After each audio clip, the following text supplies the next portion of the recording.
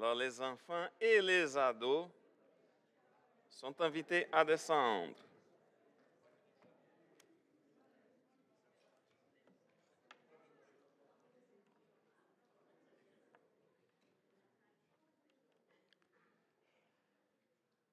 Vous savez de quoi on va parler ce matin?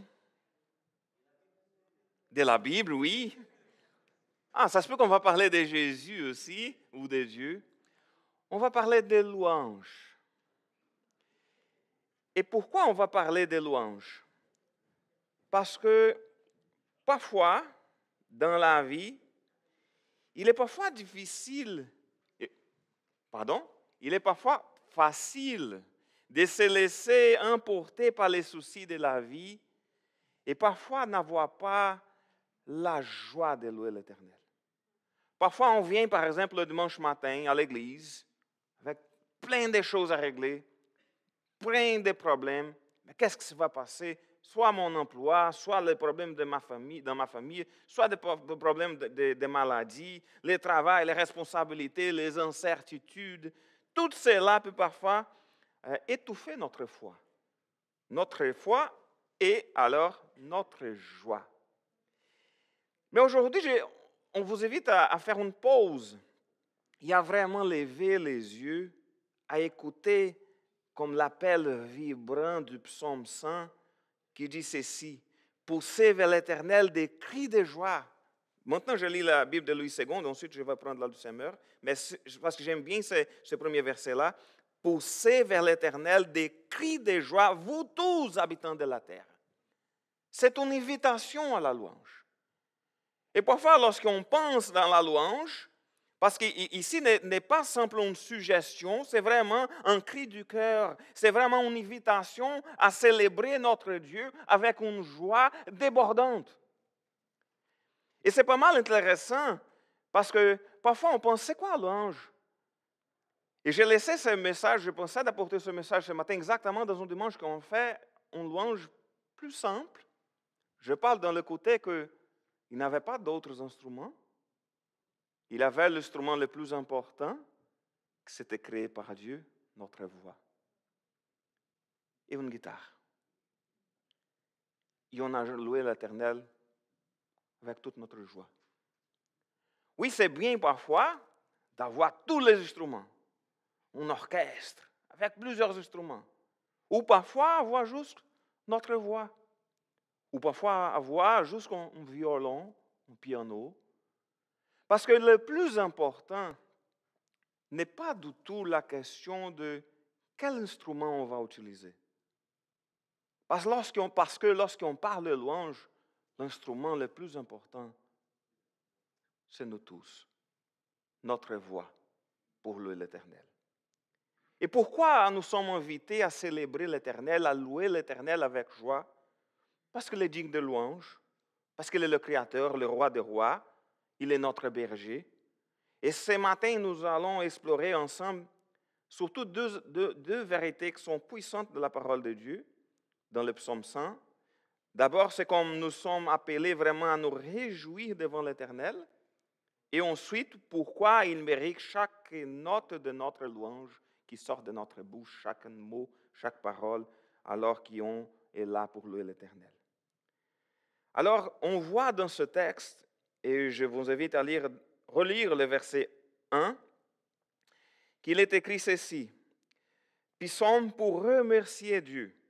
Et comment il va remercier Dieu? Il commence: acclame l'Éternel aux terres tout entières. Alors il parle ensuite d'autres versions, comme le Louis II, poussez vers l'Éternel des cris de joie. Alors on parle d'abord de la joie devant l'Éternel. On parle de la joie de le louer, de la joie de l'adorer, de la joie d'être là devant lui, comme pousser de l'Éternel des cris de joie. J'aime bien de cette traduction de Louis II, parce que c'est ça le sens du texte. Parfois, lorsque on écoute, c'est pas mal difficile. Je ne sais pas vous autres, mais lorsqu'on est ici, parfois, sous l'estrade, au moment de la louange, il y a des personnes qui, si on regarde, ça va nous décourager. Je sais qu'on doit regarder vers l'Éternel, mais parfois on est tout là, dans la louange, avec joie, Il y a des gens comme si c'était comme je suis obligé à être ici ce matin. Je suis fatigué. Ou ma tête est tellement loin d'ici que parfois la personne ne fait même pas attention à ce qu'on chante. Ou parfois, comme je vous avais déjà dit une fois, mon père, il dit ceci, ah, je ne chante pas. Je ne chante pas parce que ma voix, c'est terrible, je vais déranger tout le monde autour de moi. Alors, mais si vous regardez au moment de louange, il est là, souriant, il est là dans la musique, mais lèvres fermées, parce qu'il pense qu'il va déranger les autres. Non, ma voix, c'est terrible. Mais on parle de joie. On parle de poussées des cris de joie. Ici, il est question de la joie. On parle ici de tous les peuples, aux terres tout entières. On parle de tous les peuples ensemble louant l'Éternel. Alors ça nous apporte le défi d'apporter cette parole de joie à tous les peuples. Et aussi, nous aussi, lorsque nous nous rassemblons pour louer l'Éternel, que ça puisse devenir vraiment un moment de joie devant le Seigneur. Je trouve tellement triste des gens qui disent « Ah non, la louange, c'est comme un accessoire, c'est comme juste une préparation pour la prédication. » Ce n'est pas vrai. La louange n'est pas une préparation pour la prédication. La louange et la prédication font partie du service à l'Éternel. La louange est tellement importante. La louange, elle prêche aussi parce que ce sont des chants basés sur la parole de Dieu. On prêche aussi la parole de Dieu lorsqu'ils ont lu l'Éternel de tout notre cœur. Mais si on dit, ah, je vais chanter la joie de t'appartenir, ah, tu fais de nous nos enfants. Ici, là, une personne qui n'est pas en croyante, qui regarde parmi nous, on parle de joie, on parle de paix, on parle que le Seigneur, l'Éternel est mon berger.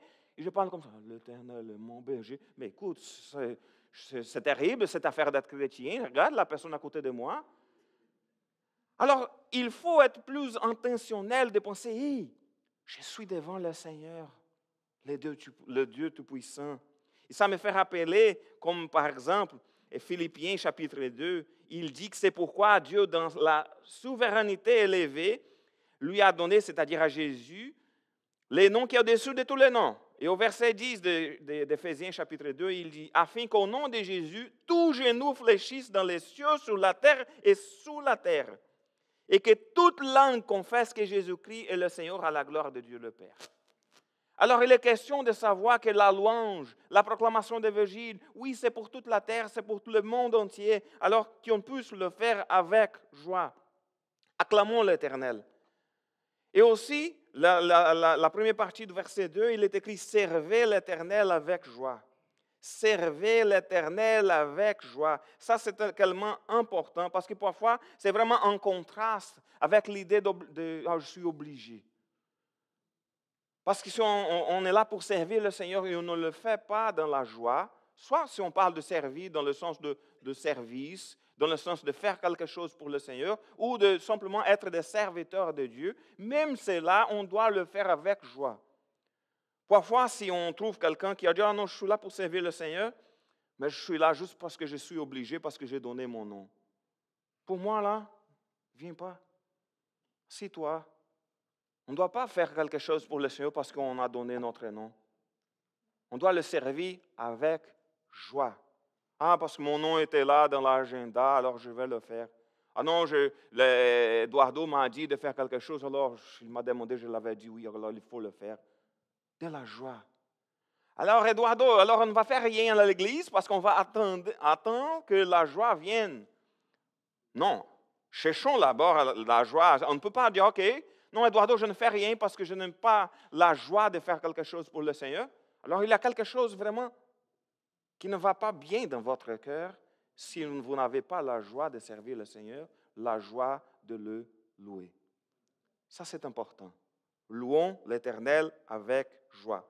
Alors, il est question du service, il est question de la louange, il est question de l'obéissance, mais il est toujours question d'un cœur joyeux.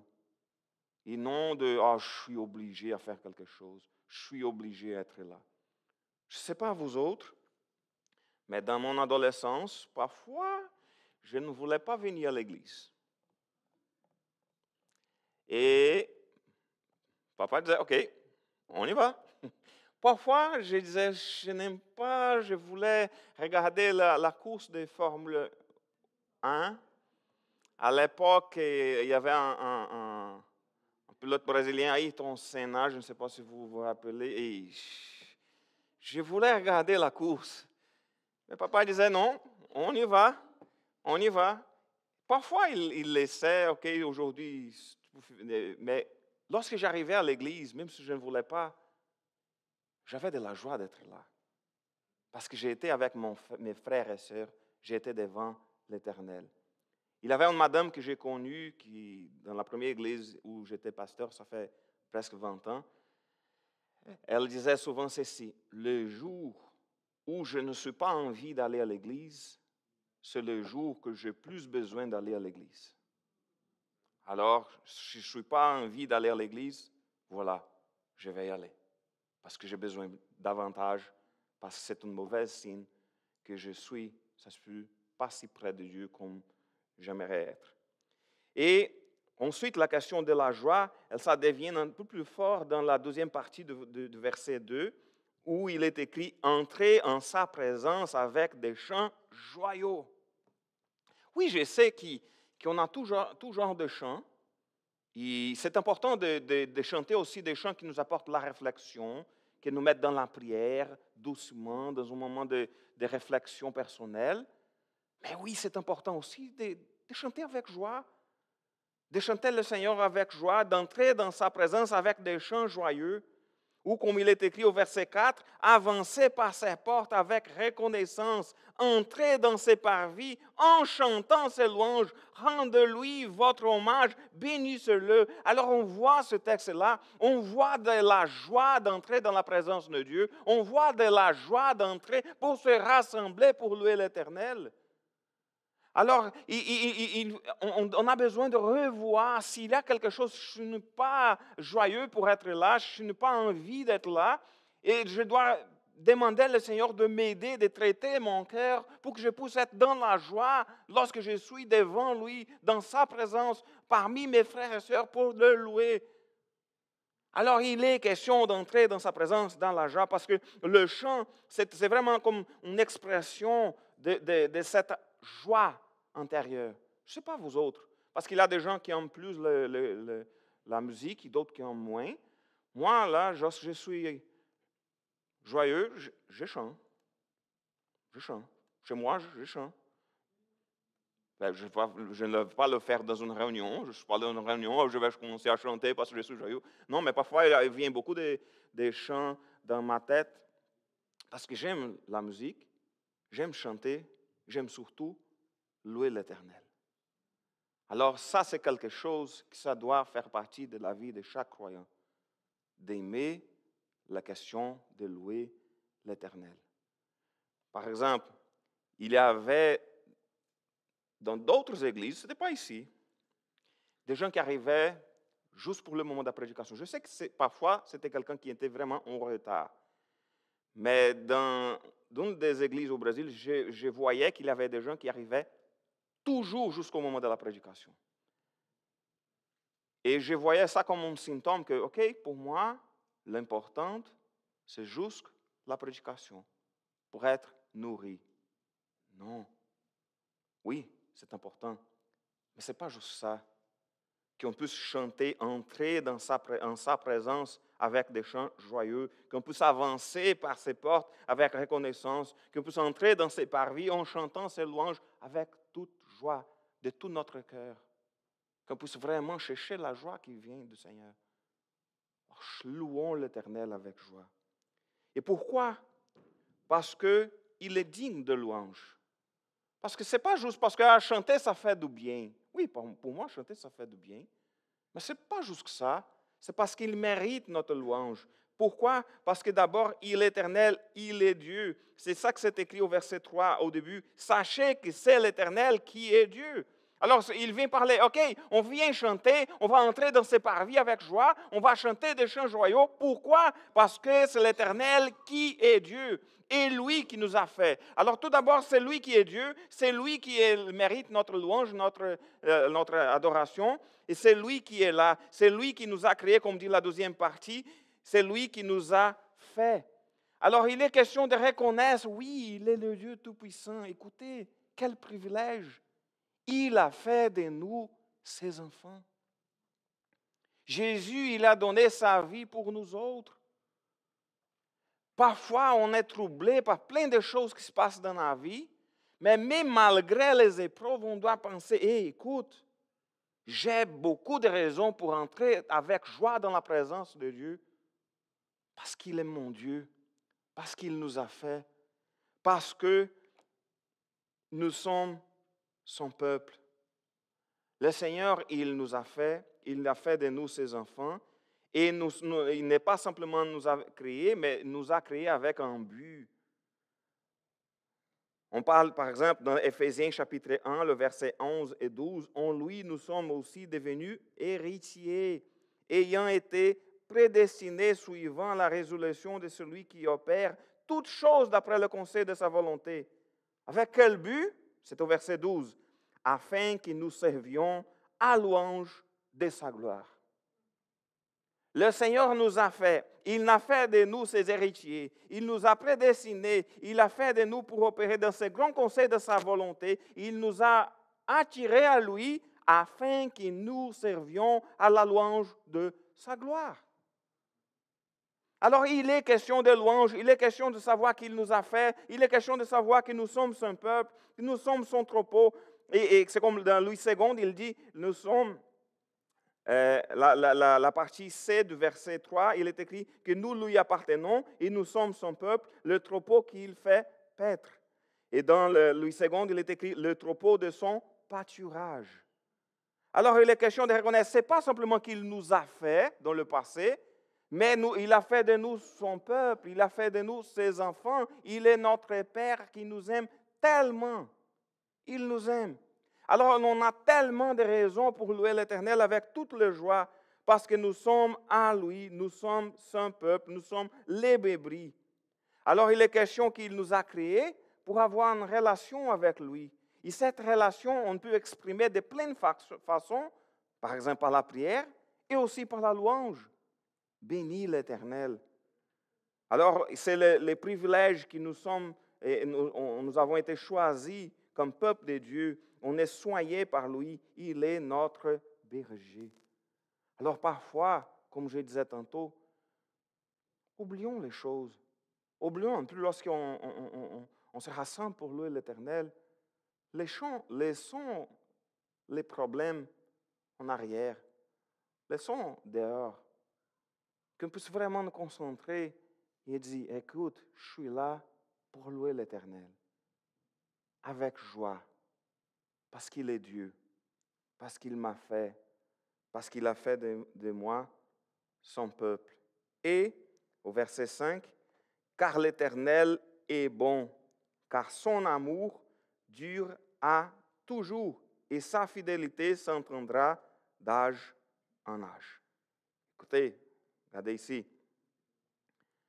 Pourquoi on doit louer l'Éternel?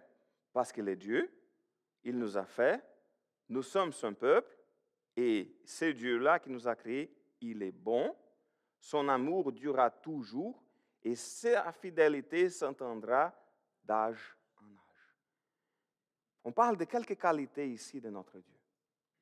On pouvait énumérer plein de qualités. C'est pour ça qu'on loue. Et parfois aussi, on parle là, on va louer l'Éternel. Il y a parfois des chants qui ne sont pas vraiment des chants de louange. Ce sont des chants qui parfois mettent l'accent sur d'autres choses. Et il y a d'autres chants qui sont vraiment des chants de louange, on loue l'Éternel. On dit qu'il est bon, ce qu'il a fait, ce qu'il y est. Alors c'est ça qui c'est louer l'Éternel. Et parfois, lorsqu'on va louer, c'est bien de rappeler des qualités de Dieu. Parmi ces qualités, ce texte-là, il a souligné sa bonté. Il est bon. Mais Eduardo, mais la vie, ce n'est pas facile. Il y a beaucoup de problèmes, il y a de méchanceté dans le monde. Oui, mais Dieu, il est toujours bon. Il est toujours là avec nous. Ah, et son amour durera toujours, Eduardo, mais il y a un manque d'amour tellement dans le monde. On voit de la guerre, on voit de l'égoïsme, on voit beaucoup de problèmes et on va parler d'amour. Oui, parce que l'amour de Dieu, il durera toujours. Écoutez, il a envoyé son Fils unique pour nous donner la vie éternelle. Alors, il n'est pas question de penser, ah non, mais j'ai des problèmes. Oui, tout le monde a des problèmes. Parfois, on a des moments dans la vie où on a plus de problèmes. Il y a d'autres moments où on a moins de problèmes. Mais c'est la vie. C'est comme ça qu'il se passe la vie ici. Mais l'amour de Dieu, il est là, pas juste dans cette question dans le passé, que Jésus a donné sa vie pour nous autres. Ça, c'est vraiment quel grand amour, la plus grande preuve d'amour que ça pourrait exister. Mais aussi parce qu'il est notre berger. Il s'occupe de nous autres. Il est là avec nous dans les bons moments, dans les mauvais moments, dans tous les moments de la vie. Il est là avec nous. Même lorsqu'on pense que les choses sont tellement difficiles, c'est devenu trop difficile, je ne sais pas quoi faire, le Seigneur, il est là avec nous. Et aussi le texte parle que sa fidélité s'entendra d'âge en âge. Il est fidèle. Alors parfois, il a quelques promesses de Dieu qu'on regarde dans la parole de Dieu. Et on peut vraiment faire confiance parce qu'il est fidèle. S'il a dit Jésus, il reviendra me chercher, il reviendra. Parce que le Seigneur, il est fidèle. La parole de Dieu me dit que si on a la question de confesser nos péchés devant lui, il va nous pardonner de tous les péchés. Oui, alors on peut faire confiance à cela parce qu'il est fidèle. Mais la parole de Dieu nous a dit que celui qui met sa foi en Jésus, il a la vie éternelle. Voilà, on peut faire confiance à ça parce qu'il est fidèle. Lorsqu'il a dit qu'il a la maison de son Père et il a beaucoup de place, qu'il va nous préparer une place, on peut faire confiance à ça parce qu'il est fidèle. Alors lorsqu'on vient, on pense à la louange, parfois on pense à beaucoup de questions techniques. C'est comme parfois, je vous donne un exemple, lorsqu'on est pasteur, parfois, nous courons toujours le risque, en écoutant une prédication, de regarder l'aspect technique. Oups, l'interprétation, les points ne sont pas clairs, il a manqué quelque chose. On se perd là-bas. Et parfois aussi, les musiciens, nous courons le risque aussi de regarder, le drum n'était pas bon aujourd'hui. On peut parler parce qu'il n'y avait personne là-bas. Il n'était pas bon. Oh, le piano, on a eu des problèmes avec le piano ce matin. Écoutez, oublions tout cela. Ah, écoute, les choix des chants, c'était pas mes choix des chants préférés. Oublions cela. Entrons dans la présence de Dieu. Laissons notre cœur aller dans la louange. Célébrons-lui avec joie et qu'on puisse vraiment bénir son nom et louer son nom car l'Éternel est bon et car son amour durera toujours et sa fidélité s'entendra d'âge en âge. Il est Dieu, il nous a créés et nous sommes son peuple. Alors, chaque dimanche, lorsqu'on arrive ici pour un service, qu'on puisse vraiment avoir à cœur de louer l'Éternel avec joie. Mais je suis fatigué aujourd'hui, je n'ai pas bien dormi. Essayez de laisser ça d'écouter et qu'on puisse vraiment nous concentrer dans la louange de tout notre cœur. Amen. Alors, parce qu'on vient de parler de louange, on va louer l'Éternel. Alors, je vous invite à un dernier chant, c'est bien ça? Et on va louer l'Éternel encore une fois avec joie. Je ne sais pas si c'est un chant joyeux. Oh, OK.